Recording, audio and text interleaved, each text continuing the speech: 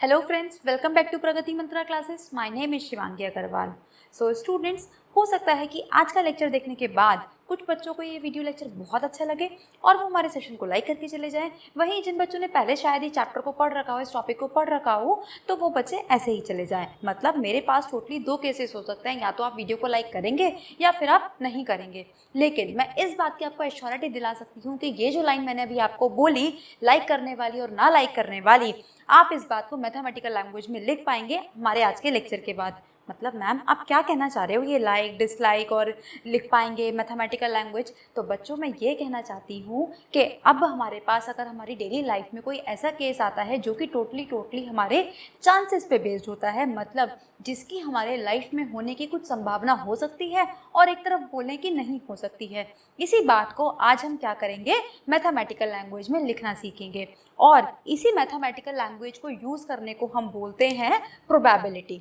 यानी कि आज हम क्या पढ़ने वाले हैं, प्रायिकता. प्रायिकता मतलब कि अगर हमारे पास कोई भी कंडीशन है तो उसके होने की या फिर ना होने की पॉसिबिलिटी को अगर हम मैथमेटिकल टर्म्स में लिख देते हैं, इसी बात को हम बोलते हैं प्रोबेबिलिटी. अब बात आती है कि आखिर ये इतना इंपॉर्टेंट क्यों है कि हमने इसको अपनी मैथ्स में भी जगह दे दी. तो देखो ये इंपॉर्टेंट इसलिए है, जैसे कि हमारे गेम्स होते हैं हमेशा, जैसे हमारा क्रिकेट मैच अगर हम एग्जांपल लें तो हम सब ने क्रिकेट मैच कभी ना कभी देखा ही होगा अभी तक, ठीक है.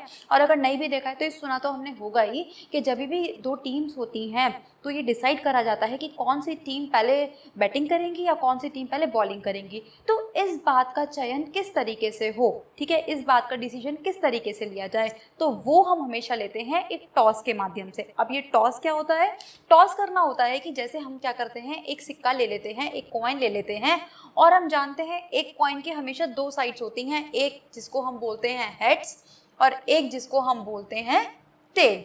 यानी कि अगर मैं हिंदी में बात करूं तो शीर्ष, और इसको हम बोलते हैं पूंछ, या फिर इसको हम बोलते हैं चित्त, और इसको हम बोलते हैं पट. इस तरीके से, ठीक है जी. हमारे पास हमेशा हमारे कॉइन के दो केसेस होते हैं और सिक्के को ही उछाल के हम ये डिसाइड करते हैं कि कौन सी टीम पहले बैटिंग करेगी या फिर कौन सी टीम पहले बॉलिंग करेगी. अब देखो हमने इस सिक्के को क्यों लिया है, इस सिक्के का हम किस तरीके से हेल्प से हम क्या क्या कर सकते हैं, अब बात आती है इसकी. तो देखो जब भी हमारे पास कोई ऐसा केस आ जाए कि हमें नहीं पता कि आज क्या होने वाला है, जैसे कि फॉर एग्जांपल अगर मैं बोलूं कि आज रात को बारिश हो भी सकती है और आज रात को बारिश नहीं भी हो सकती है, ठीक है, तो हम कहते हैं कि दोनों के 50-50 चांसेस हैं.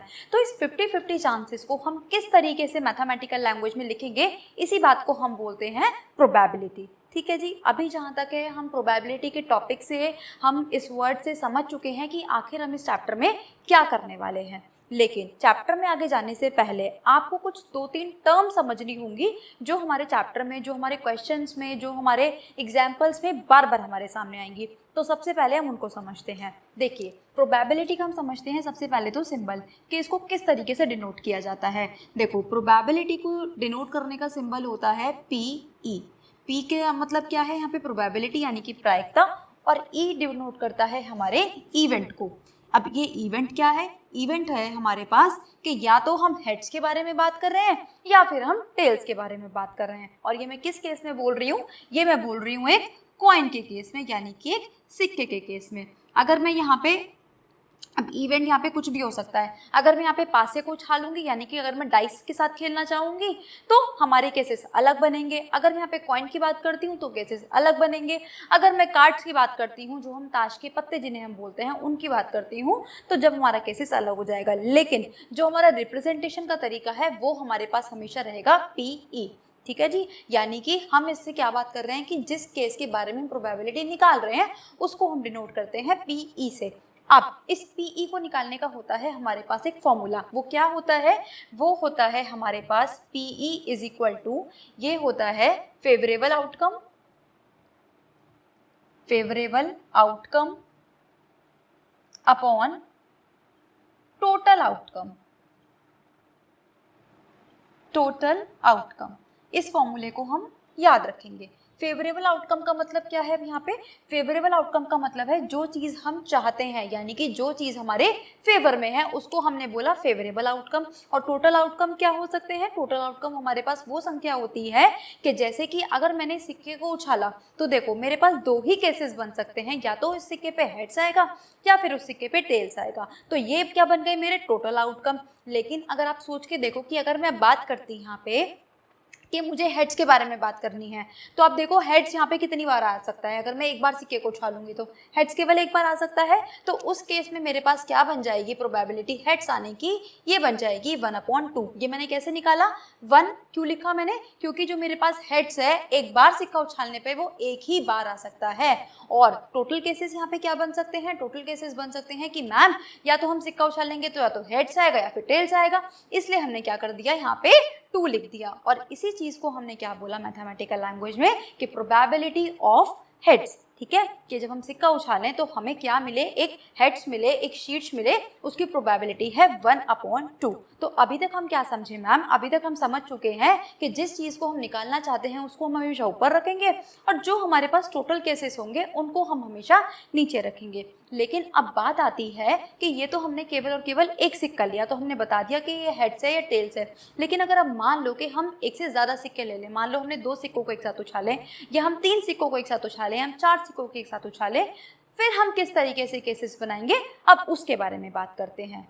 तो आइए स्टूडेंट्स, अब हम ये सीखते हैं कि अगर हमें कोई भी सिक्के दिए हुए हों, चाहे वो 1 हो, 2 हो, 3 हो, तो उसमें हम किस तरीके से अपने टोटल आउटकम्स बना सकते हैं। मतलब हम वो संख्या बना सकते हैं, हम वो रिजल्ट्स बना सकते हैं कि जो हमारे टोटल होंगे। मतलब अगर मैं एक सिक्के को उछालती हूँ तो हमारे पास टोटल केसेस कितने बन सकते हैं? 2 ही बन सकते हैं, या तो हेड्स आ सकता है या फिर टेल्स आ सकता है। लेकिन जैसे ही मैं 2 सिक्कों को उछालूंगी तब क्या हो सकता है कि या तो पहले सिक्के पे हेड्स आ जाए, ठीक है, और दूसरे सिक्के पे टेल्स आ जाए, या फिर क्या हो सकता है कि पहले पे टेल्स आ जाए और दूसरे पे हेड्स आ जाए, या फिर दोनों पे टेल्स या फिर दोनों पर हेड्स आ जाए। तो इन्हीं चीज़ों को हम मैथमेटिकल लैंग्वेज में किस तरीके से लिखेंगे, किस तरीके से अपने क्वेश्चन में यूज़ करेंगे, इसके बारे में बात करते हैं। तो देखिए, जैसे कि मैंने यहाँ पे ऑलरेडी केसेस बनाए हुए हैं, तो जब हम एक सिक्के की बात करेंगे तो हमारे पास केसेस क्या बनेंगे कि या तो हेड्स आएगा या फिर हमारे पास टेल्स आएगा। ये हमारे पास बन गया हमारा पहला केस। और ये किसके लिए है? जब हमने बात करी एक सिक्के के लिए। लेकिन अब हम चलते हैं 2 सिक्कों के पास। इतनी बात तो हमें समझ में आती है। तो देखिए 2 सिक्कों में क्या हो सकता है? 2 सिक्कों में हमारे बनेंगे कैसे केसेस? 4 केसेस। कैसे बने? मान लो कि मैंने बोला कि पहले जो हमारे पास, और देखो जो मैं आपको ये रिप्रेजेंट करने का तरीका बता रही हूँ, बिल्कुल आपको एग्जाम में अपने इसी तरीके से करली ब्रैकेट लगा के बीच में कॉमा लगा के रिप्रेजेंट करके आना है, तभी पता चल पाएगा कि हमने आखिर कितने केसेस लिए हैं और कितने हमारे आउटकम्स हैं। क्योंकि क्वेश्चन अब यहाँ से डायरेक्टली पूछा जाता है कि वो आपको बोल देगा कि हमने 3 सिक्कों को एक साथ उछाला है, तो हमें टोटल आउटकम यानी कि जो हमारा सैम्पल स्पेस बनेगा वो बना के दिखाइए। तो देखो आप कैसे बना कर आओगे वहाँ एग्जाम में, इस बात को ध्यान से समझिए। अब मान लो कि हमारे पास 2 सिक्के हैं, तो हो सकता है कि पहले सिक्के पर हेड्स आ जाए और दूसरे पर भी हेड्स आ जाए। बिल्कुल पॉसिबल है। ये हमारा बन गया पहला केस। अब हम चलते हैं दूसरे केस की तरफ। अब देखो ये हमारा पहला केस था, इसको मैंने एक ब्रैकेट के अंदर बंद कर दिया। अब हम चलते हैं दूसरे केस की तरफ। दूसरे केस में क्या हो सकता है कि पहले सिक्के पर तो हेड्स ही आए, लेकिन अब दूसरे पर क्या आ जाए? टेल्स आ जाए। ये हमारा बन गया दूसरा केस। इसी तरीके से तीसरा केस क्या बन सकता है कि पहले पर टेल्स आ जाए और दूसरे पर हमारे पास हेड्स आ जाए। अब चौथा केस क्या बन सकता है कि भाई दोनों पर टेल्स ही आ जाए, यानी कि दोनों पर पूंछ ही आ जाए। ठीक है जी, तो आप ये रिप्रेजेंट करने का तरीका देख पा रहे हैं। बिल्कुल इसी तरीके से आपको अपने एग्जाम में भी रिप्रेजेंट करके आना है। तो यहाँ पर हमारे कितने केस बने? यहाँ पर हमारा बने 2 केसेस। यहाँ पर हमारे कितने केसेस बने? यहाँ पर बने हमारे 4 केसेस। अब हम चलते हैं 3 सिक्कों की तरफ कि अगर हम 3 सिक्के उछालते हैं तब हमारे पास क्या क्या केसेस बन सकते हैं। तो ध्यान से समझते जाइए अब इनको। मान लो कि मैंने इन तीनों सिक्कों को एक साथ उछाला, तो हो क्या सकता है कि भाई तीनों पे हेड्स आ जाए।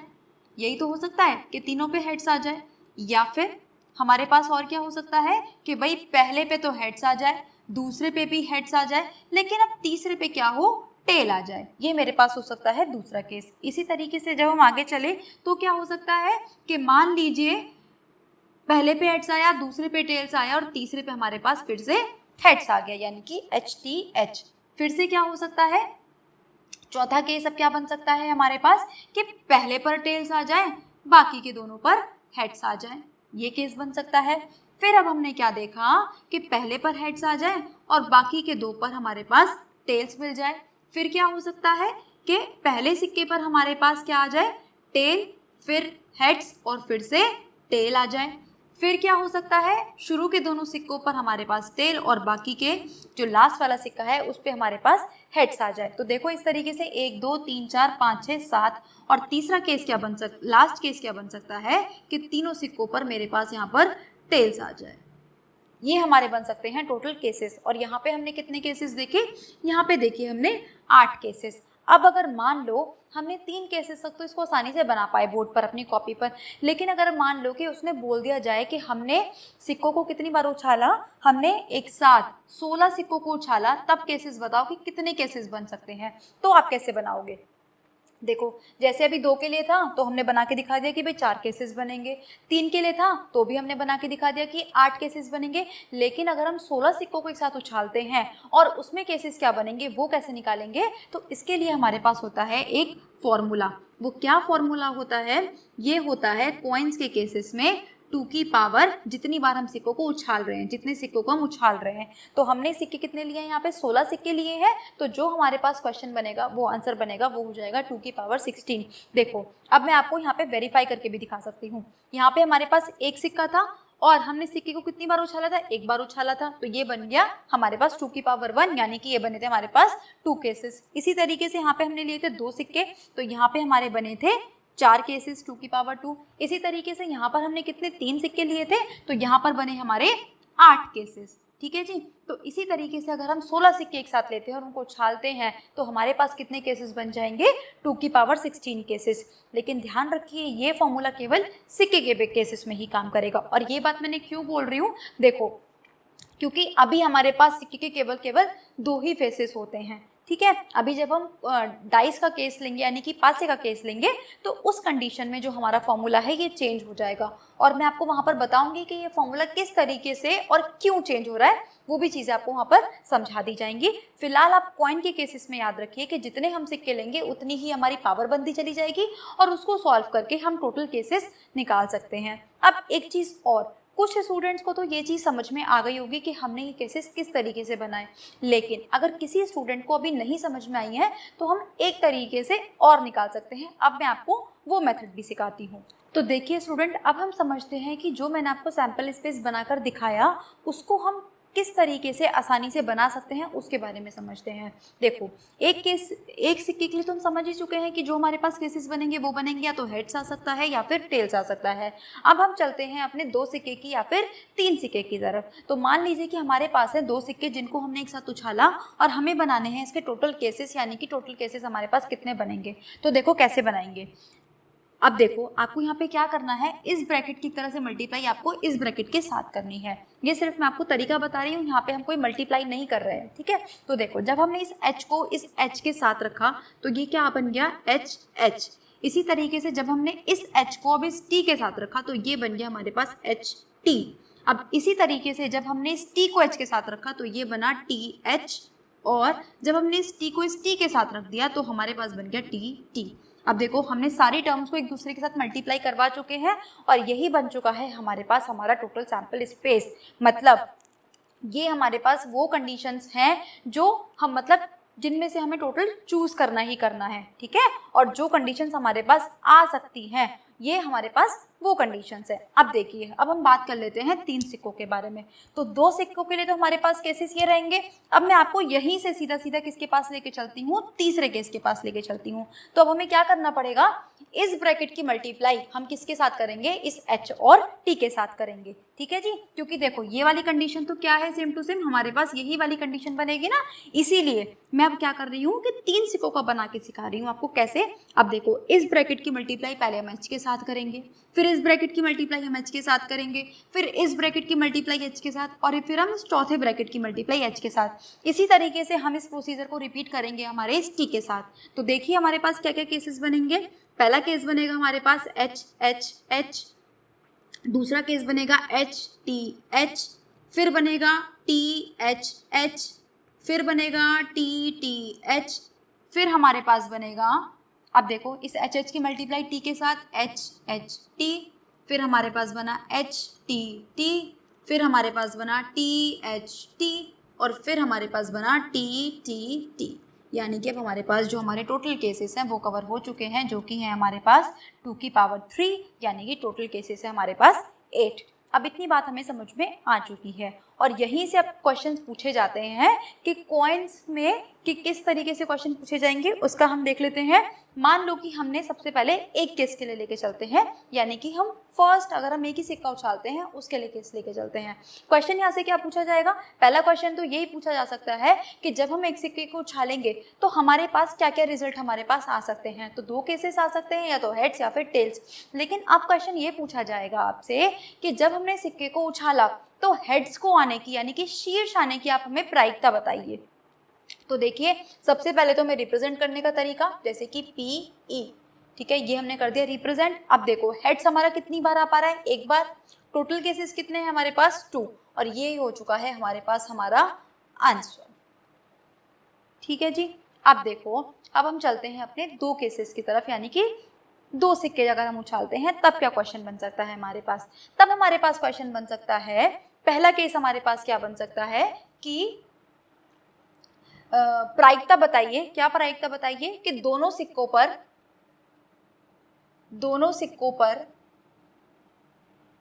शीर्ष आए, दोनों सिक्कों पर शीर्ष आए, इस बात की हमें प्रोबेबिलिटी बतानी है, प्रायिकता बतानी है। तो देखिए सबसे पहले हम क्या लिखेंगे, अपना रिप्रेजेंट करने का तरीका लिखेंगे यहाँ पे पीई।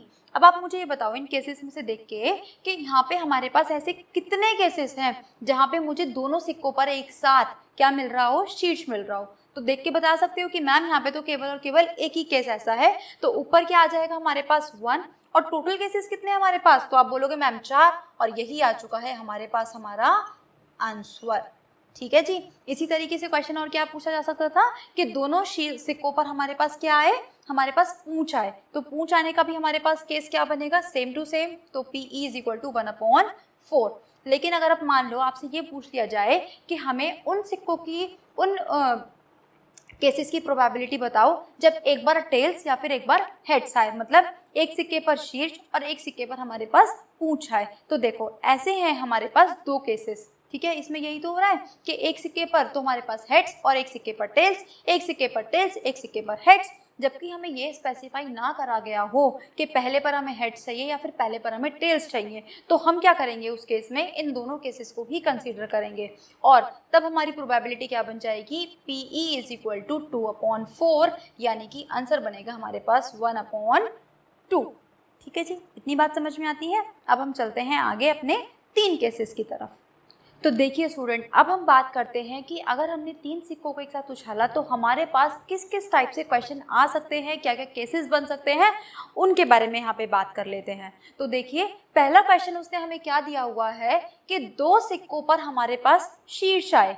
मतलब ये क्या कह रहा है कि जब हम 3 सिक्कों को एक साथ उछाले तो हमारे पास 2 सिक्कों पर हेड्स आने चाहिए, वो हमें केसेस बताइए, उसकी प्रोबेबिलिटी बताइए। तो देखो इसके लिए हम क्या करेंगे, हम उन केसेस को ढूंढ लेंगे कि जहां पर हमें 2 हेड्स यानी कि 2 शीर्ष एक साथ मिल रहे हों। तो देखिए हमें 2 शीर्ष कहाँ कहाँ पर मिल रहे हैं, एक तो हमारे पास ये वाला केस है, एक हमारे पास ये वाला यानी कि दूसरा केस, एक है हमारे पास ये वाला केस, यानी कि हमारे पास ऐसे हैं केवल 3 केसेस। तो यानी कि इस क्वेश्चन की प्रोबेबिलिटी हमारे पास आ जाएगी 3, और अपॉन में हमारे पास आते हैं हमेशा टोटल केसेस। तो टोटल केसेस हमारे पास कितने हैं यहाँ पर 8, तो आंसर आ चुका है हमारे पास 3/8। तो हमें यहाँ से मैम एक बात तो समझ में आ गई कि जब भी हमारे पास इस टाइप के क्वेश्चन आएंगे तो ये जो सैम्पल स्पेस है, ये जो हमारे पास टोटल आउटकम है, सबसे पहले हमें ये बनाने पड़ेंगे। अगर हम यही ठीक से नहीं बना पाए तो हम अपने क्वेश्चन को बिल्कुल भी ठीक तरीके से नहीं कर सकते हैं, ये बात आप ध्यान रखिए। और कभी कभी तो क्वेश्चन सिंपल आपसे यही पूछा जाता है कि आप हमें सैंपल स्पेस बना के दिखा दो कि टोटल आउटकम कितने हो सकते हैं तीनों सिक्कों को उछालने पर, वही बता दो। तो ये आपको बनाना आना चाहिए, जो कि हम सीख चुके हैं। अब हम चलते हैं अपने सेकेंड क्वेश्चन पर। सेकेंड क्वेश्चन हमसे कह रहा है कि तीनों सिक्कों पर पूंछ आ जाए। तो आप अब मुझे ये बताओ इन 8 केसेस में से देखकर कि वो कौन सा केस है और कितने केस हैं कि जहाँ पर हमें तीनों सिक्कों पर पूंछ मिल रही है। तो अब आपको समझ में आता है कि मैम हमें पता चल चुका है कि एक ही हमारे पास ऐसा केस दिखाई दे रहा है जहाँ पे हमें तीनों सिक्कों पर एक साथ पूंछ मिले यानी कि टेल्स मिले। और कितने हैं वो केसेस, ये है हमारे पास केवल और केवल एक केस, जबकि टोटल केस कितने थे हमारे पास 8। तो आंसर आ चुका है 1/8। इसी तरीके से अब हम चलते हैं थर्ड पार्ट पर। ये कह रहा है कि किसी भी सिक्के पर पूंछ नहीं आनी चाहिए, यानी कि ये कह रहा है कि 3 सिक्के हैं, तीनों में से किसी पर भी पूंछ ना आए। इसका मतलब क्या है, अगर इसको उल्टे तरीके से सोचा जाए तो इसका मतलब वो कह रहा है कि भाई सारे पे हेड्स आना चाहिए। ठीक है, तो वो भी केस हमारे पास केवल और केवल एक ही है जहां पर हमें तीनों पे हेड्स मिलेगा। बाकी तो आप देख लो हमें कहीं ना कहीं पे 1, 2 या 3 जगह पे टेल्स मिलेगा ही मिलेगा, लेकिन टेल वाला केस तो हमें लेना ही नहीं है। तो यानी कि हमें क्या लेना है, केवल और केवल शीर्ष वाला केस।